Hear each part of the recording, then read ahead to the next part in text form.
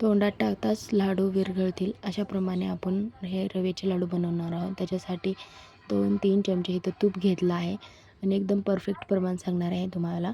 याच्यासाठी मी 1 किलो गरा घेतला आहे. त्याला असं व्यवस्थित मिक्स भाजून घ्यायचं आहे आणि हाय फ्लेमवर भाजायचं नाही, नाहीतर करपतो, नाहीतर कच्चा तरी राहतो. अजून मग अशा लो फ्लेमवरती ह्याला बारीक असा भाजून घ्यायचा आहे. हे बघू शकता अशा प्रकारे. आणि 1 किलो रवा आहे त्याच्यामुळे आपण 1 किलो इथं साखर घ्यायची आहे आणि गिलासभर पाणी ओतून 1 किलो साखर याच्यामध्ये अशी विरघळून घ्यायची आहे. बघू शकता अशा प्रकारे चासणी व्हायला पाहिजे, एक तार तुटेपर्यंत अशी. त्याच्यानंतर एक खोबरा खिसून घ्यायचा आहे. याच्यामध्ये रवा गार झाल्यानंतर एक खोबरा खिसून घ्यायचा आहे. तर याच्यात विलायची पावडर आणि साखरेचं पीठ टाकून मिक्सरला टाकून बारीक करून याच्यामध्ये टाकायचं आहे. तर काजू बदाम हे पण बारीक टाकून घ्यायचं आहे आणि याला व्यवस्थित मिक्स करून घ्यायचं आहे. हे बघा अशा प्रकारे मिक्स करून घ्यायचं आहे. आणि तुमचे जर लाडू असे घट्ट होत असतील दगडासारखे, तर तुम्ही पाक आणि रवा दोन्ही थंड झाल्यानंतरच मिक्स करायचं आहे. जर तुम्ही दोन्ही गरम गरम केलं तरी लाडू असा घट्ट येतो, दगडासारखा होतो. त्याच्यामुळे दोन्ही थंड झाल्यानंतरच अशा प्रकारे मिसळून घ्यायचं आहे. हे बघू शकता तुम्ही. अशा प्रकारे व्यवस्थित मिक्स करून घ्यायचं आहे.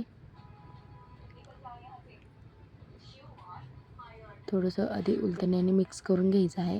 त्यानंतर तुम्ही हाताने पण ह्याला मिक्स करायचं आहे. बघू शकता अशा प्रकारे. तुम्हाला जर माझ्या चॅनलवरती असेच नवीन नवीन व्हिडिओ पाहायचे असेल तर माझ्या चॅनलला सबस्क्राईब करा, बेल आयकॉनला ऑन करा असेच नवीन व्हिडिओ पाहण्यासाठी.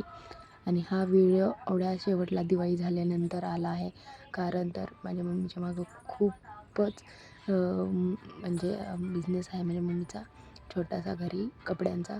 त्याच्यासाठी माझी मम्मी फराळाचं खूप उशिरा बनवते आणि पौर्णिमेपासून गावाकडे साजरी केला जातो सण, म्हणून माझी मम्मी आम्हाला देण्यासाठी हे लाडू बनवत होती. हे बघू शकता मस्त एकदम परफेक्ट झालेले आहेत, एकदम घट्ट नाही. आणि अशा प्रकारे केले तर तुमचे लाडू असे घट्ट नाही होणार. बघू शकता आणि इझिली फुटतायत पण, होऊ शकता. चला मग रेसिपी आणि रेमेडी आवडली असेल तर आपल्या चॅनलला सबस्क्राईब करा, बेल आयकॉनला ऑन करा. Okay bye.